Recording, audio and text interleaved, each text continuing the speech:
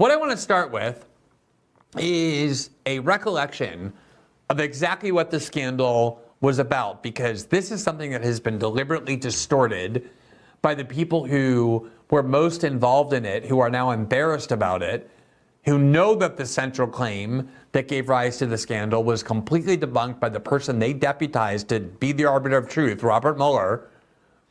And as a result, they have an interest in pretending that it was about a lot of other things that were ancillary at best to the claim of the core claim of the scandal. So here's the New York Times in May of 2017, on the day that Robert Mueller was appointed as special counsel for the Russiagate investigation by the Deputy Attorney General Rod Rosenstein. You may recall that the Attorney General for Donald Trump, Jeff Sessions, recused himself for some reason that I still don't think is very clear. As a result, his deputy, Rod Rosenstein, was in charge of the investigation. He decided the Justice Department had to recuse itself from the investigation and appointed Robert Mueller in order to determine whether crimes were committed. You only have the Justice Department involved and a special counsel appointed if there's reasonable grounds to believe that actual crimes were committed by American citizens. And because the New York Times thought and assumed, like most liberals, like most people in media, that it was absolutely clear that Mueller was going to find evidence of this conspiracy and evidence of the guilt of not only people in the Trump circle, but Trump himself. You had Saturday Night Live singing songs to Robert Mueller about how all they wanted for Christmas were indictments of Donald Trump and his family. It was the religion, the obsession of large parts of America and of our political discourse for at least 3 years, starting from the middle of the campaign until Robert Mueller finally closed his investigation. And at the time in May of 2017, none of these outlets doubted that this conspiracy was real. So they described it with very clear language, what exactly it was that was alleged that gave rise to the scandal in the Mueller investigation in the first place. Here's the headline, quote, Robert Mueller, former FBI director, is named special counsel for Russia investigation. Quote, the Justice Department appointed Robert S. Mueller III, a former FBI director under George Bush, as special counsel on Wednesday to oversee the investigation into, and here is what the investigation always was intended to determine, and only this, to oversee the investigation into ties between President Trump's campaign and Russian officials, dramatically raising the legal and political stakes in an affair that has threatened to engulf Mr. Trump's 4-month presidency. This was 4 months into his presidency. They were trying to suffocate his presidency with this fake scandal. In a statement, Mr. Trump said, quote, as I have stated many times, a thorough investigation will confirm what we already know, that there was no collusion between my campaign and any foreign entity. I look forward to this matter concluding quickly. In the meantime, I will never stop fighting for the people and the issues that matter most to the future of our country. Now, that quote, of course, was included in the New York Times because it had to, but at the time, people thought it was a joke that Trump said he's very confident that the investigation will finally reveal the truth, clearing him of any wrongdoing. In the core claim, the allegation was that Russia had hacked into the email servers of the DNC and John Podesta, and that the Trump campaign collaborated with them, colluded with them, conspired with them in order to do that hacking. And the reason that never made any sense to me from this first second I heard it was not only that it was all done through anonymous leaks from the CIA and the FBI, and I know if I know anything as a journalist, it's that you do not trust evidence-free leaks from the U.S. security state. The New York Times claimed that was the lesson they learned after selling George Bush's and Dick Cheney's Iraq war by front paging every evidence-free claim that came from Dick Cheney about Iraqi WMDs, and only to repeat that behavior to stop Donald Trump. It wasn't just that it was evidence-free and came from all of these intelligence agencies that have always lied to the public, but also it never made any sense. Even if it were the Russians that had hacked into the email server or the email inbox of John Podesta and the DNC, why would they need the help of the Trump campaign to do it? But it was never about things like meetings at the Trump Tower or efforts to try and boost Donald Trump's presidency. The issue, the thing that made it a criminal investigation, the only claim was that Donald Trump and Trump officials criminally collaborated with or conspired with or colluded with the Russian government to do that hacking and to interfere in the 2016 election. That was the claim. Now, the Mueller investigation, the reason why Robert Mueller was so celebrated is because he had a dream team, we were told, of the best, most aggressive prosecutors. And he had been given an unlimited budget and full subpoena power. And he was told, go look everywhere and anywhere. And they went all around the world, subpoenaing everybody they could find and getting their hand on every document and every witness. And they set up perjury traps, and they were able to convict people based on crimes allegedly committed during the investigation. Lies to the prosecutors or covering things up. But they were able to get their hands on every single thing they wanted. For 18 months it dragged on. And when Robert Mueller finally closed his investigation and issued his report, there was one paragraph that was the decisive paragraph about the core conspiracy theory, namely that Trump and Trump officials had criminally conspired with the Russian government on this hacking and to interfere in the election. And here is what the Mueller investigation, and again, this was set up by Democrats and by the media and by the opponents of Russiagate as the supreme arbiter. Robert Mueller was this old school FBI agent who only operated with integrity and gusto and nobility, and he gets to the truth no matter what.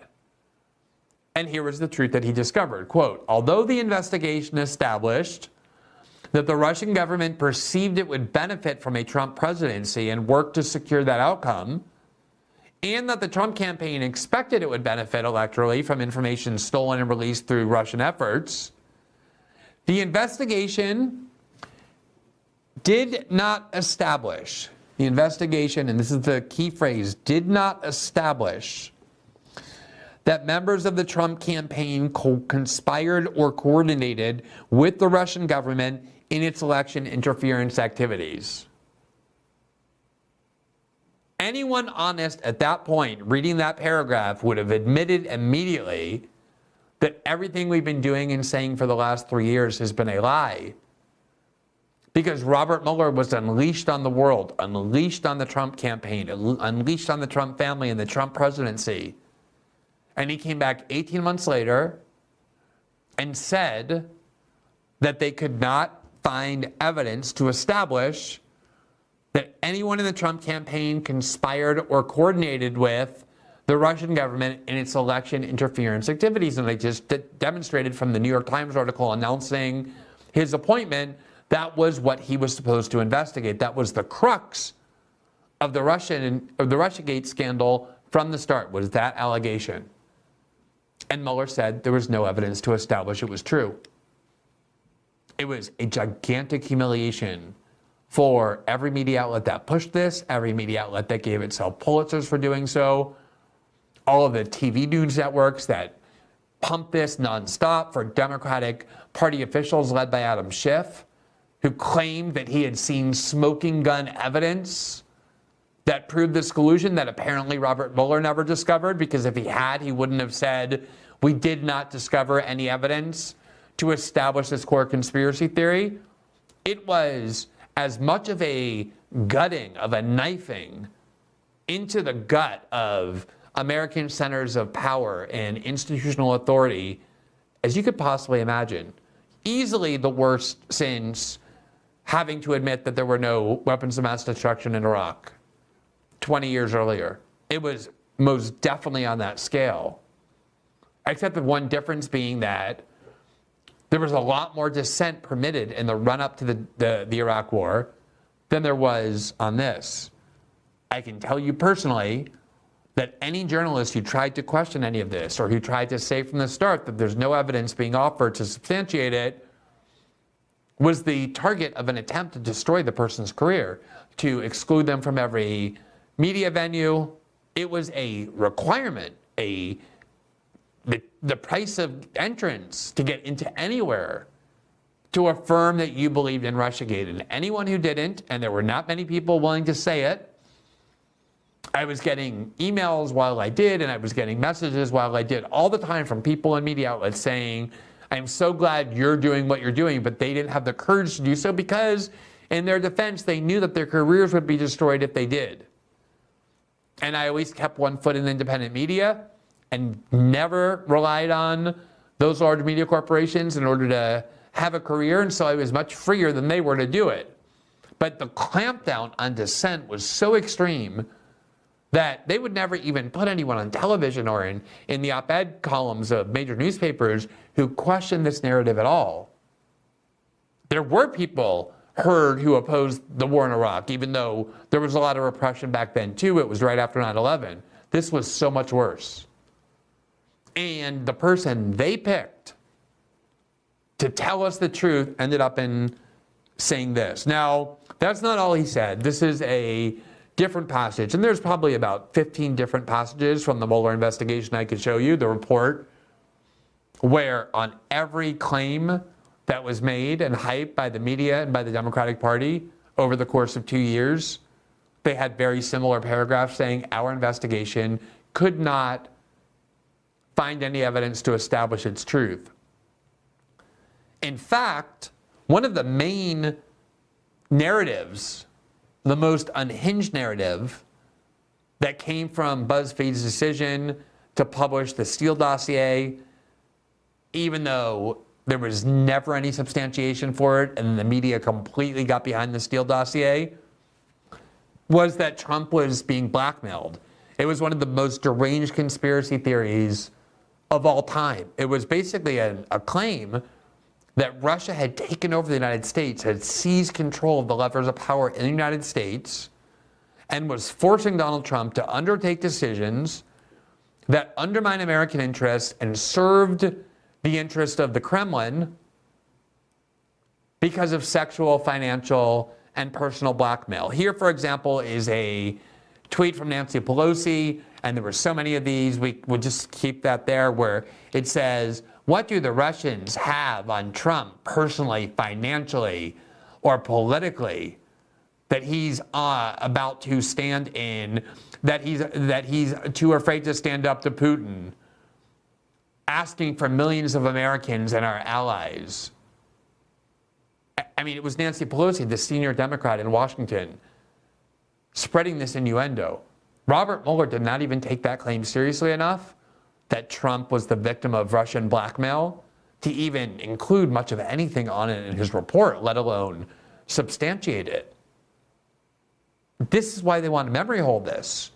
They were all saying that Trump was a victim of Russian blackmail and was controlled by the Kremlin to the point where Russia had seized control of the United States, was something that almost every major outlet endorsed. There were covers on both Time Magazine and The New Yorker showing the Kremlin infiltrating graphically the White House and basically taking it over.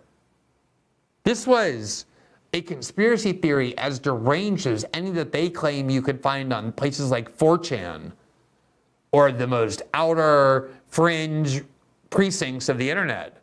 But it came from our most influential corporate institutions. Here's another passage from the Mueller report. I'll just show you one more, just to give you a sense for how devastating it was, how fully debunked this conspiracy theory was that drowned our politics for 3 years. Quote, the Mueller investigation did not, however, yield sufficient evidence to sustain any charge that any individual associated with the Trump campaign acted as an agent of a foreign principal within the meaning of FARA or, in terms of Section 951, subject to the direction or control of the government of Russia or any official thereof. In particular, this office did not find evidence likely to prove beyond a reasonable doubt that campaign officials such as Paul Manafort, George Papadopoulos, and Carter Page acted as agents of the Russian government or at the direction, control, or request during the relevant time period.